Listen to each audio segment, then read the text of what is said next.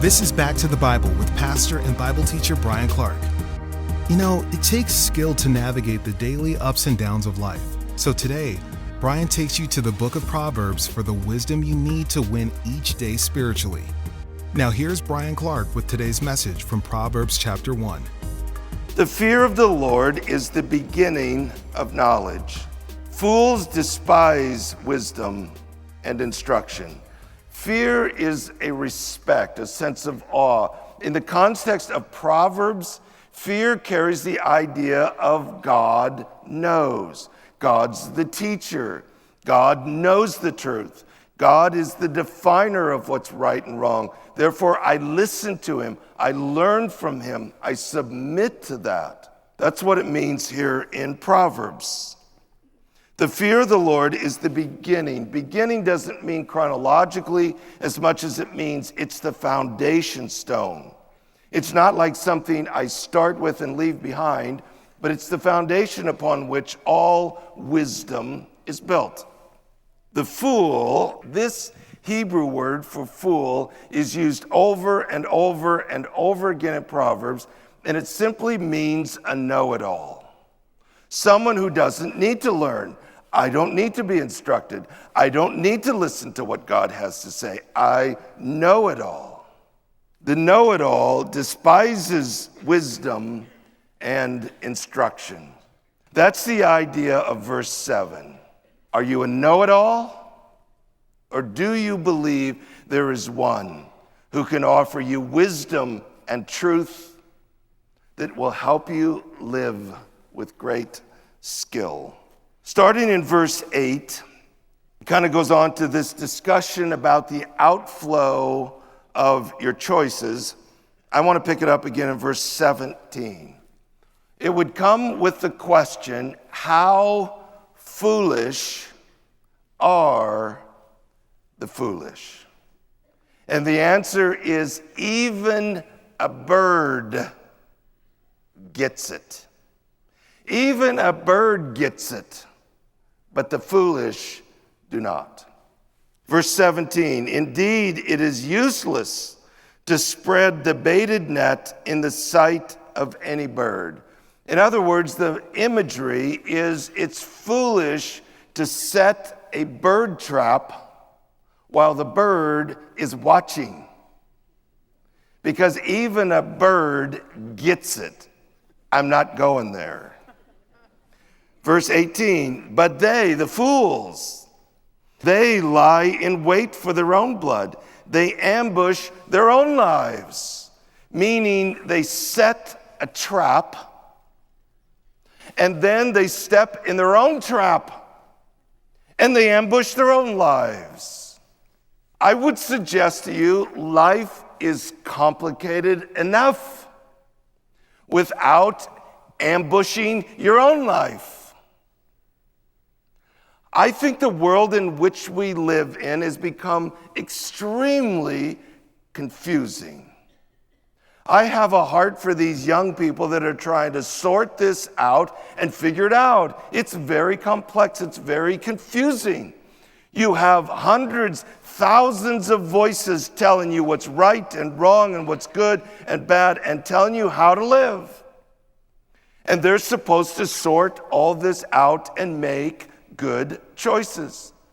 There was a time in society where it seemed like all of us as adults were on the same page.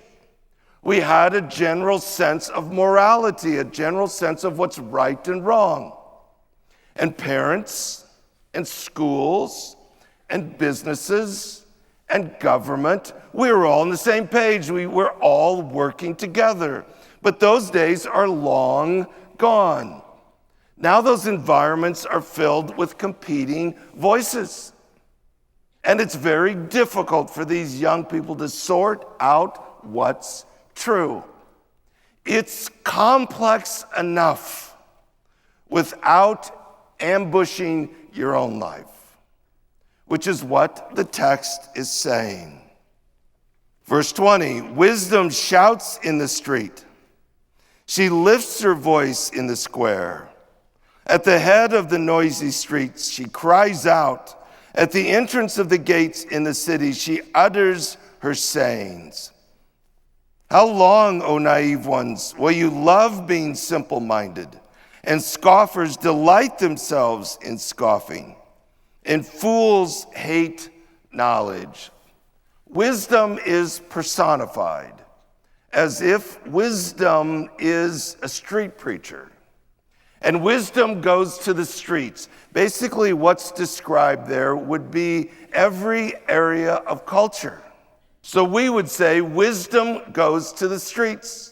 Wisdom goes to the schools. Wisdom goes to the universities. Wisdom goes to the marketplace. Wisdom goes to the government. Wisdom goes to families. Wisdom goes to churches and cries out, how long will you keep acting so foolish and live with the consequences? And then in verse 22, she describes three different categories of fools.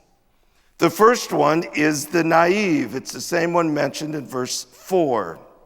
They love being naive. They love being simple-minded. It's a Hebrew word that means to be simple-minded, to be gullible, one that doesn't really think about much of anything, one who is easily persuaded, one who basically will believe anything to be true. It is the fruit of this nonsense called relativism. Once I've convinced myself there is no such thing as absolute truth, then anything can be true. And so I simply choose to believe what I want to be true. But the fact of the matter is that doesn't make it true. And you end up ambushing your own life by that foolishness. The second category are the scoffers. They actually delight themselves in scoffing. The scoffers is another term that is used throughout the book of Proverbs in these cycles. A scoffer is a mocker. It's one who is driven by anger and bitterness. A scoffer is one who scorches anybody in his or her path. Proverbs goes on in the cycle to describe a scoffer as one who every time he opens his mouth, he burns everybody in the room. Flames come out of his mouth. The scoffer really doesn't care about the facts. The scoffer doesn't care about the truth. The scoffer doesn't care about the community or the culture or the society or even his best friend. He will do what is necessary to advantage himself, including scorching those around him. It is driven by an anger and a bitterness that is rooted deep inside. They actually delight in the damage they do. Are you looking for a way to help you grow in your relationship with Jesus? BackToTheBible.org has a good variety of Bible studies, devotions, and Bible reading plans, all there to help you engage God's Word and move forward in faith. So visit BackToTheBible.org and let the Word of God impact your life today. That's BackToTheBible.org. Proverbs chapter 1 talks about three kinds of fools: the naive fool, the scoffer, and finally, what Bryan refers to as the know-it-all. Here's Bryan to explain. The third category is the fool. This is the word that's used in verse 7, the know-it-all. This is the one who doesn't need anyone to tell him or her what to do. I don't need you to tell me. I don't want you to criticize me. I don't want you to judge me. I don't want you to correct me because I know it all. When it says the fools hate knowledge, again, let's define our term correctly. It's not information. What they don't like is this knowledge that is experience. In other words, the know-it-all says, you don't need to tell me, I know it all. And yet the evidence of his or her life is everything's breaking down. This is the experience. This is the reality. Listen, Mr. Know-it-all, it's not working. But he says, I hate that. I don't care about experience. I don't care about the evidence. I don't care about the facts. I don't need you to tell me what to do. I know it all. Verse 23 is wisdom's cry. It's never too late to become skillful. Turn to my reproof. Behold, I will pour out my spirit on you. I will make my words known to you. It's as simple as this. God, in his grace and mercy, has made his wisdom available. He has a treasure chest full of what you and I need to know to live skillfully. And again and again and again, wisdom cries in the street, just listen to me before it's too late. Starting in verse 24 down to verse 32, it's basically the consequence if you choose not to. Wisdom is personified, and wisdom is said to laugh at the calamity of the fools. Now, it's not saying that God is laughing, it is saying wisdom is laughing. And the idea is that wisdom warns again and again and again, but when the fool chooses not to listen, the fool sets a trap and then steps in his own trap, ambushes his own life, and wisdom mocks that. Wisdom is constantly there saying, that is so foolish, it is so ridiculous, why would you do that? That's the basic idea of the discussion that follows. I think verse 29 well captures our current culture because they hated knowledge and did not choose the fear of the Lord. I don't think there's any doubt as a culture, as a society, we have forgotten God. We have concluded we don't need God's voice. We know it all. I would suggest to you, we as a nation are well down the path of becoming a secular nation because of a gross misunderstanding of the Constitution and a desire to get God out of every public arena. We want God out of the schools. We want God out of the universities. We want God out of government. We want God out of the neighborhoods. We want God out of every social discussion. Christians are not asking for the government to have the state religion be Christianity. Christians are not asking to create a theocracy. We would just like God's voice in the discussion. But we have concluded that there is such a thing as neutrality. We have to be neutral in the schools. We have to be neutral in the universities. We have to be neutral in the marketplace. We have to be neutral in the social discussions.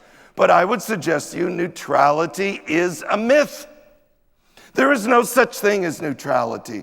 Once you have eliminated God and his voice, the only thing left is to be my own God, which is the religion of secularism.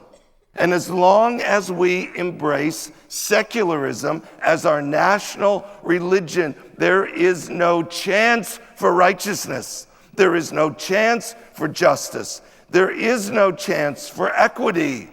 It not only breaks down my life individually, it breaks down my family, it breaks down my neighborhood, it breaks down my community, it breaks down our society, it breaks down our culture. Because every single person will advantage themselves by disadvantaging the community. And a culture cannot survive that. The fruit of that is everywhere around us. Verse 33 ends by reminding us that there is a better way. But he who listens to me shall live securely and will be at ease from the dread of evil. I just want to close with a couple of comments. I think all of us are aware that within our universe, there are what we refer to as natural laws. We understand there is such a thing as gravity. I'm not going to go to the top of a building and jump off. There is such a thing as a need for oxygen to breathe, food to eat, water to drink, rest for my body. These are natural laws. And whether or not you're a relativist or not, you still at the end of the day acknowledge this is true. I have never known a relativist to go to the top of a building and jump. Because at the end of the day, deep in his or her gut, there's a reality. There is a law here. And no matter what I believe, the law wins. It is equally true that our universe has other laws. We would call them moral laws, social laws, spiritual laws. And they are just as true, and they are just as binding. And when you choose to ignore them, the consequences are equally disastrous is when you choose to ignore the law of gravity. We as a culture are suffering the effects of thinking we can beat the system. That because I'm a relativist, I can go to the top of a building, convince myself I can fly and jump off. Guess what? Whether you're a relativist or not, true truth wins, and you plummet to your death. Moral laws, social laws, spiritual laws. The simple-minded, naive fool may come along and say, there's no such thing as truth. There are no moral laws. But just because that person chooses to believe whatever he or she wants to believe doesn't mean what that person believes is true. Belief doesn't make it true. And just because the scoffer comes along and scoffs and makes fun of what's true and right doesn't mean it's not true and right. And just because the know-it-all fool claims to know it all doesn't mean that fool knows it all. At the end of the day, every one of us makes a choice as to whether or not we think God knows. After thousands of years of God offering his treasure chest of wisdom, there is overwhelming evidence that God knows the right way for individuals and cultures and societies. You can choose to believe that, or you can choose to be a fool. But listen to me now. You cannot beat the system.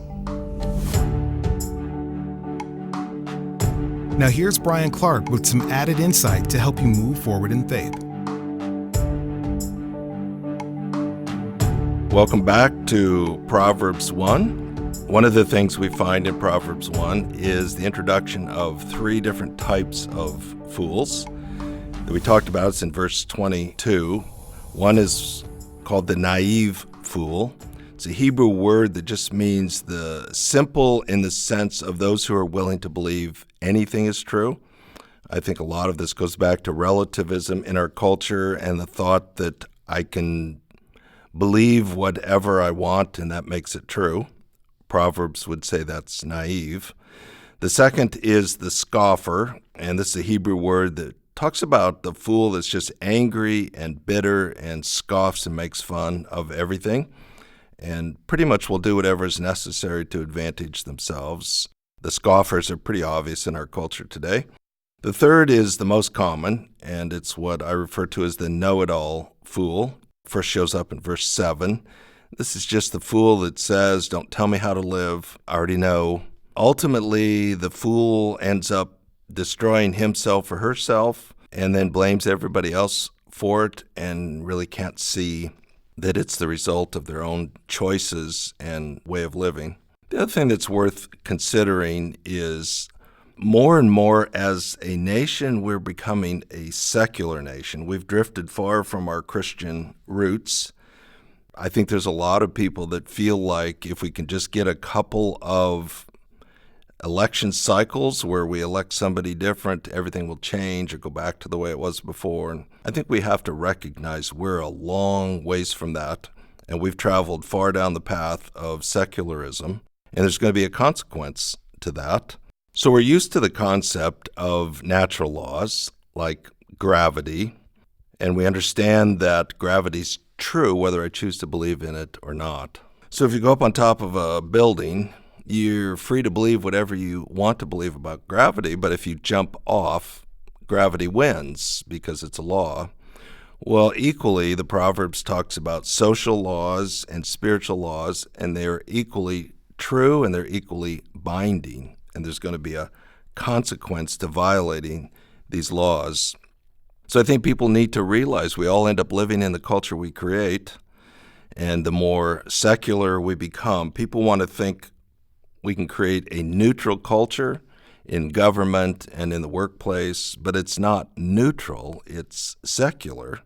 And basically, secularism is the new religion that's being forced on most people. So as long as we keep going down this path, the righteous won't prevail. And so the wicked are those who are willing to disadvantage others to advantage themselves. And as long as they prevail, there's no chance for shalom, there's no chance for flourishing, there's no chance for justice and equity and equality. These are all things we think we want, but it's never going to happen on the path that we're on. So that also creates opportunity for us as Christians and for us as the church to step up, to at least reveal pockets of flourishing, to give glimpses of the world the way God intended it to be. And actually, it's a great opportunity to advance the gospel if we choose to see it that way. Thank you for listening. Be sure to come back again tomorrow as Bryan shares more wisdom from the book of Proverbs, here on Back to the Bible. If you missed part of the program, you can listen again at backtothebible.org/podcast or find us on your favorite podcast app.